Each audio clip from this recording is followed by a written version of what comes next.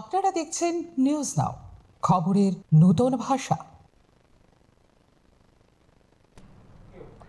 তেলিয়ামুড়ায় ৪২ জন কৃষকের মধ্যে কৃষি সহায়ক যন্ত্রপাতি বিতরণ করল রাজ্য সরকার। সোমবার তেলিয়ামুড়া কৃষি মহকুমা তত্ত্বাবধায়কের কার্যালয়ের সামনে আয়োজিত অনুষ্ঠানে প্রধান অতিথি হিসেবে উপস্থিত ছিলেন তেলিয়ামুড়া বিধানসভা কেন্দ্রের বিধায়িকা তথা ত্রিপুরা সরকারের মুখ্য সচেতক কল্যাণী সাহা রায়।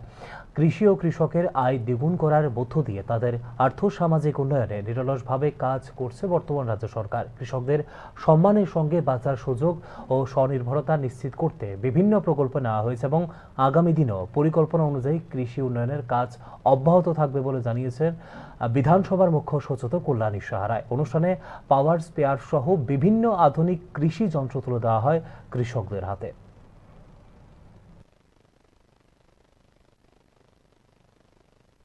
যেখানে দেশের প্রধানমন্ত্রী নরেন্দ্র মোদী চাইছেন কৃষকদের আয় দ্বিগুণ করা, এই পরিস্থিতিতে শুধু স্লোগান নয়, শুধু বলার নয়, কাজে পরিচিত করা, কাজের মাধ্যমে সেটাকে প্রসারিত করা সেই স্লোগানকে।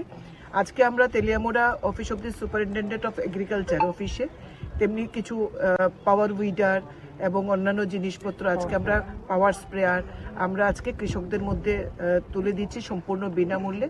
যেখানে পাওয়ার উইডারের দাম 1.5 লক্ষ টাকা, সেখানে একজন কৃষক ভাই যারা আমাদের অন্নদাতা তারা সেটা ফ্রিতে পাচ্ছেন।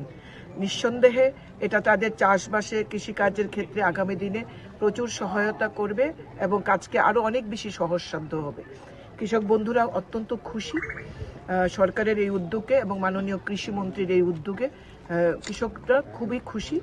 আগামী দিনেও এই প্রকল্পগুলি চলতে থাকবে, ডিস্ট্রিবিউশন অফ এগ্রিকালচারাল এগুলো চলতে থাকবে এবং কৃষকরা যাতে আরও ভালো কাজ করতে পারে, আরও বেশি ফসল উৎপাদন করে নিজেদের আয়কে আরও অনেক বেশি ভালো জায়গায় নিয়ে যেতে পারেন, সেই জায়গায় রাজ্য সরকার এবং কেন্দ্রীয় সরকার নিয়মিত কাজ করছেন। আমরা কৃষকদের পাশে রয়েছি। কৃষক বন্ধু সরকার আমাদের। আজকে মোট কতজন বেনিফিশিয়ারির মধ্যে এগুলি বন্টন করা হচ্ছে? আজকে 42 নাম্বারস বেনিফিশিয়ারিদের মধ্যে আমরা দিচ্ছি।